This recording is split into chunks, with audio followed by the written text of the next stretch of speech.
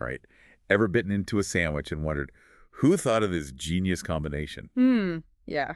Well, today we're diving deep It's okay. into the world of eponymous foods, Right. dishes named after people, to uncover their sometimes surprising origins.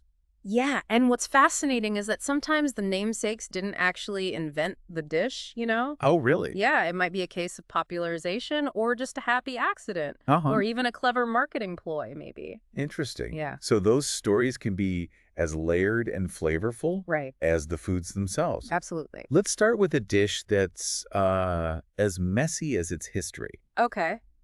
the sloppy joe. Ah, the Sloppy Joe, a true culinary mystery Right. with not one but three main contenders vying for the title of originator. Okay, let's break down these competing claims. All right. Where do we even begin? Well, our first stop takes us to Havana, Cuba, Okay. in the 1930s, All right. to a bustling bar owned by a Spaniard Yay. named Jose Abelio Otero. Jose Abelio Otero. Yeah, now imagine Okay. a lively, slightly chaotic atmosphere Mm-hmm. with a bar stretching a whopping 60 feet long. 60 feet. That's longer than my living room. It's a long bar. Yeah, okay, so I've got the scene. Yeah. But where does the sloppy come in? Well, legend has it that an American patron, Okay. marveling at the bar's boisterous energy, Right. exclaimed, "This place is certainly sloppy, Joe." Or- And the name just stuck. Yeah. And Jose's bar became known as Sloppy Joe's. So the bar's name came first. Right. But how did that translate to a sandwich? Well, Sloppy Joe's bar served a dish, Okay. also called a Sloppy Joe, Okay. which was either ropa vieja Okay. or picadillo, All right. traditional Cuban shredded or ground beef dishes, Okay. but served on bread for easier eating. Interesting. A Cuban twist on a handheld meal? Exactly. And this is where a famous literary figure enters the scene, right? Indeed. Ernest Hemingway himself was a regular at Sloppy Joe's bar, Oh, wow. and is said to have enjoyed those Sloppy Joes quite a bit. Hemingway, a sloppy Joe aficionado. Now, that's a story for the dinner table. Yeah. But hold on, you mentioned 3 contenders. Right. Where does the next one take us? Okay, so our second contender brings us stateside, Okay. specifically to Key West, Florida. Florida, all right. Hemingway, upon moving there, became a regular at a bar called the Silver Slipper. And I bet Hemingway had something to do with the bar's next move. You guessed it. Yeah. The owner, Joe Russell, was a friend of Hemingway's, Okay. and supposedly Hemingway convinced him to rename the bar Sloppy Joe's, Uh-huh. paying homage to the Havana Hangout, and of course put the sandwich on the menu. So now we've got a bit of a culinary rivalry brewing. Yes. Cuba versus Florida for the ultimate sloppy Joe bragging rights. Right. But what about contender number 3? Our final contender takes us to the heartland of America, Okay. Sioux City, Iowa, to Ye Old Tavern Inn. Yield a Tavern. Yeah, here, a cook named Joe was making a sandwich that would become a local legend, and it ties into another Midwestern favorite, Okay. the loose meat sandwich. Now, for those of us not familiar with Midwestern cuisine, Yeah. what exactly is a loose meat sandwich? Think of it as a burger without the formed patty. Okay. It's loose ground beef on a bun, seasoned simply. Okay. Our Sioux City Joe, however, added tomato sauce and spices, Uh-huh. turning it into something much closer to the Sloppy Joes we know today. Gotcha. Some folks even still call it a tavern sandwich. Okay, so we've got a Cuban bar, Yeah. a Hemingway-approved Florida joint, Right. and a Midwestern diner, Yeah. all claiming the sloppy Joe crown. Exactly. It's a real culinary whodunit. It really is. I- And there's even an honorable mention Right. from the Town Hall Deli in Maplewood, New Jersey. Okay. They claim their mayor tried the Havana version and asked them to recreate it. All right.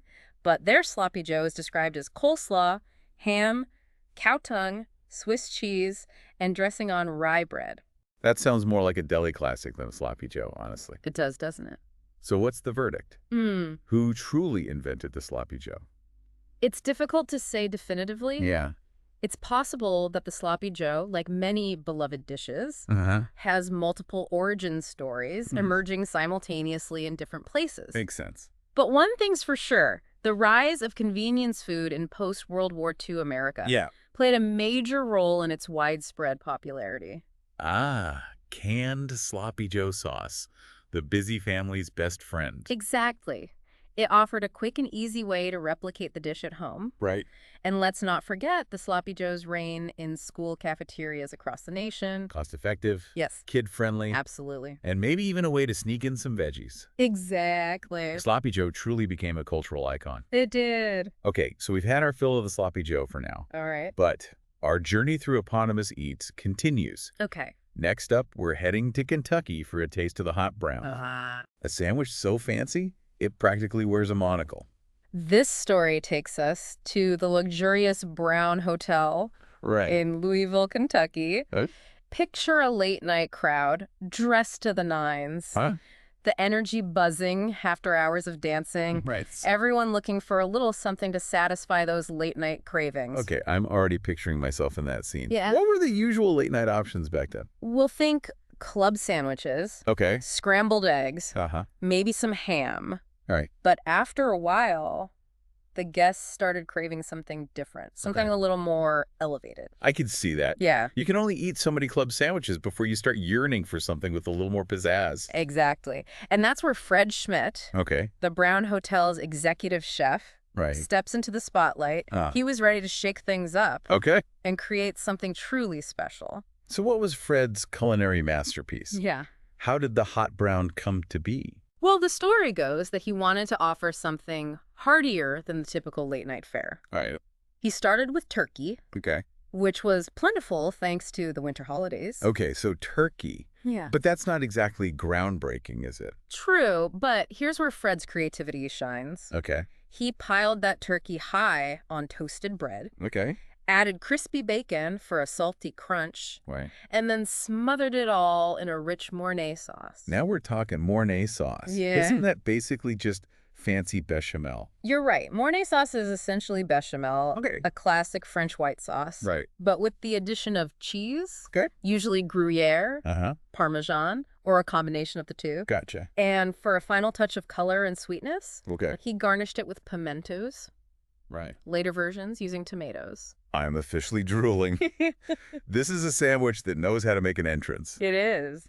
But how did it get the name hot brown? Legend has it that when the meritor first saw the sandwich, he thought it looked a bit plain. Right. Schmidt assured him that it would be much more appealing after a trip under the broiler, where the cheese would bubble and brown beautifully, and thus the hot brown was born. I love that.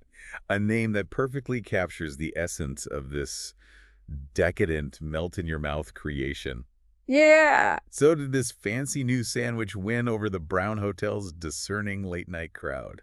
Oh, it was a hit. Yeah. The hot brown became an instant sensation. Okay. And it's remained a Louisville staple for a century now. A century?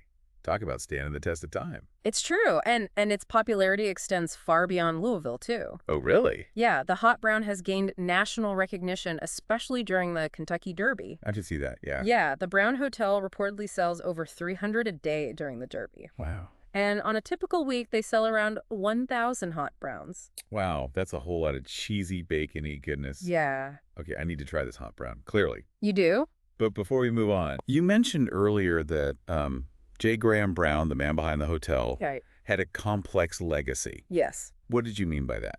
Well, J. Graham Brown was a fascinating and controversial figure. Hey. He was a successful businessman and generous philanthropist, but his story is intertwined with some of the less savory aspects of American history. Oh, how so? Well, he was known for his opposition to desegregation and labor unions, which, certainly cast a shadow on his otherwise philanthropic legacy. It's a good reminder that even the most delicious dishes can have complicated backstories. It's true. History isn't always black and white, just like a perfectly balanced Mornay sauce. Exactly. But what's interesting is that despite his controversial views, when Brown died in 1969, he left his entire $100 million estate to the people of Louisville. Wow. And his foundation still invests in organizations that promote economic prosperity, education, and quality of life for the city's residents. So, a complicated figure, to say the least. Yeah. It seems J. Graham Brown was a man of contradictions. Someone who benefited from and pushed back against the social norms of his time. Yes, it's true. And his story, like the story of the hot brown itself, Yeah. offers a glimpse into a bygone era of American history. It does. All right, well, after that deep dive into the hot brown, I'm feeling ready for a mental palate cleanser. Oh, okay. Speaking of names that might not tell the whole story, All right. let's tackle one of the biggest food myths out there. Okay. The sandwich. Ah, yes, the sandwich. Now, this is where we venture into serious myth-busting territory. Indeed. You probably heard the story. Right. John Montagu, Yeah. the 4th Earl of Sandwich, Uh-huh. invented the sandwich. That's the common story. It's practically common knowledge. Yeah. But the truth, as always, Yes. is a bit more nuanced. Yeah. John Montagu, born in 1718, Okay. was a gambler, Yes. politician, Uh-huh. and even First Lord of the Admiralty. Right. He led a life filled with political intrigue. Yeah. And personal scandal. It's true. But one thing he did not do Right. was invent the sandwich. It's true. Wait, really? Yeah. But his name is literally Sandwich. How is that possible? I know, right? Well, think about it. The concept of putting food between two slices of bread has been around for centuries, Uh-huh. long before the Earl of Sandwich came along. Okay, that makes sense. Yeah. But how did his name become synonymous with this ancient food? Well, the most popular story claims that he was such a devoted gambler that he refused to leave the card table, Oh, wow. even for a meal. Okay. So he'd ask for meat to be brought to him between slices of bread, allowing him to eat with one hand while continuing to play. So basically, the dude was hangry and wanted to multitask. Exactly. I can relate. Yeah, and while the Earl might have popularized the concept among his social circle, Right. he certainly wasn't the first person to eat this way. So the sandwich already existed. Yes. It's more likely that sandwich was already slang for this type of meal. And the Earl, with his prominent social standing, Yeah, helped bring the term into the mainstream. precisely. And though there's no evidence he ever claimed to have invented it, Okay. the name stuck. Yeah. And here we are, centuries later, still calling this simple yet brilliant creation the sandwich, thanks to the Earl's gambling habits. I guess you could say he was an early adopter and influencer, Yeah. even if he wasn't the inventor. Yeah. All right, from one potentially misattributed food to another. Okay. Let's talk about a dessert that's as flamboyant as its supposed creator, All right. crepe Suzette. Ah, crepe Suzette, a dish that's as much a performance as a culinary experience. Uh-huh.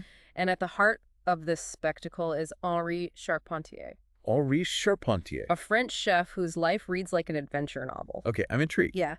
But before we get to the crepes themselves, Right. let's talk about Henri. Okay. You said his life was like an adventure novel. It was. Give me the highlights. Okay, so Henri Charpentier was born in Nice, France in 1880. And his autobiography is full of incredible encounters with royalty, Uh-huh. narrow escapes, Okay. and rags to riches triumphs.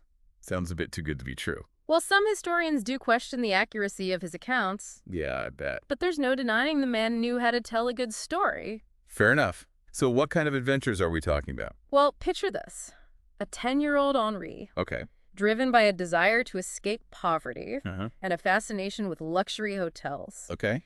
gets a job as a page boy at the Hotel Cap Martin on the French Riviera. A 10-year-old working at a fancy hotel. That's quite the ambitious start. It is. And while his early years were full of mishaps and mischief, I bet. Henri was also a charmer, Okay. earning more in tips than many of his older colleagues. Wow. He mingled with the likes of J.P. Morgan and the Vanderbilts, Okay. even claiming to have witnessed a meeting between Queen Victoria of England and Empress Elizabeth of Austria. Wow. Name-dropping royalty already. This guy was moving in some pretty high circles. Yep. But I have a feeling this is just the beginning of his story, right? You're right. Driven by a thirst for knowledge Okay. and a desire to rise above his humble beginnings, Uh-huh. Henri traveled from hotel to hotel, Yeah. learning the intricacies of the hospitality industry. Right. He even worked under the legendary chef Auguste Escoffier at the Savoy Hotel in London. Escoffier. Now that's a name that carries some serious culinary weight. Yeah. But wait, didn't you say Henri was a bit of a troublemaker? He was, yes. I'm guessing his time in London wasn't all smooth sailing. You'd be right. He ended up getting fired and lived on the streets for a time, Oh, no. even facing starvation before returning to France. Wow. But these experiences, both the highs and the lows, Uh. shaped Henri into the resourceful and ambitious chef he would become. Okay, so we've got a young, ambitious chef who's worked his way up from page boy to, I assume, something more prestigious. Yes. And he's even crossed paths with culinary royalty. But how do we get from that to the invention of crepe Suzette. We've explored the messy origins of the sloppy Joe, uncovered the secrets of the hot brown, and even debunked the myth of the Earl of Sandwich. It's true. But before we wrap up our deep dive into eponymous eats, we have one last treat to savor. All right. The praline. The praline, yeah. We already touched on its journey from the French court to New Orleans and even Belgium. Right. But there's more to this story than meets the eye. Oh, absolutely. Or should I say the taste bud? Yes, the taste bud. What's fascinating about the praline is how its name has been adopted and adapted across cultures. Right. Creating a whole family of praline traditions with their own distinct identities. Like a culinary chameleon changing its colors to fit its surroundings. Exactly. I love that analogy. So we've got the French praline, Right. the New Orleans praline, and the Belgian praline. Yeah. What makes each one unique? Well, let's start with the OG. Okay. The French praline. Right? This is the original, the ancestor of all pralines. Right. It's a simple yet elegant confection. Okay. Typically made with almonds coated in brittle caramelized sugar.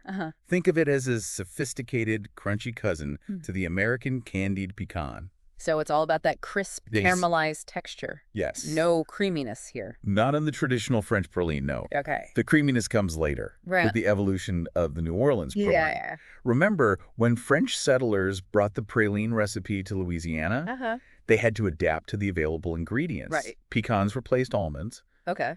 And over time, cream was added to the mix. Right. Creating that signature smooth, fudge-like texture we associate with New Orleans pralines today.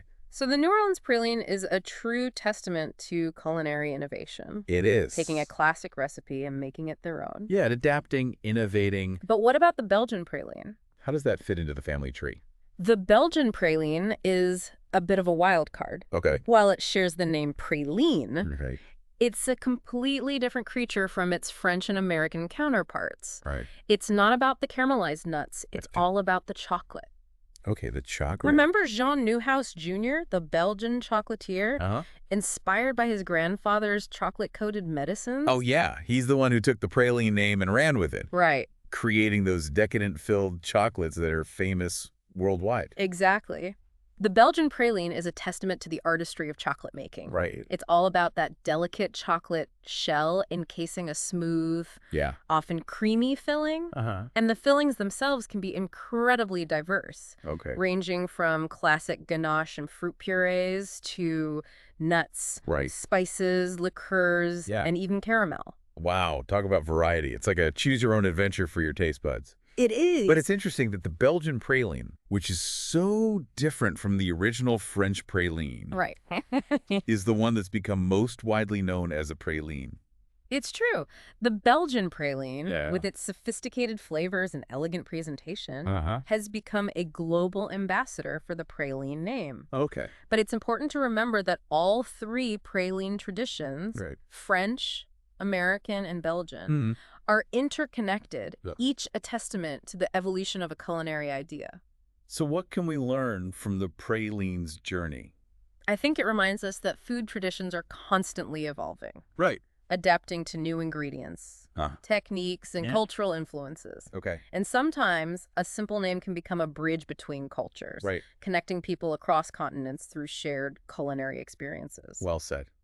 And on that note, I think it's time to bring our deep dive into the world of eponymous foods to a close. Okay.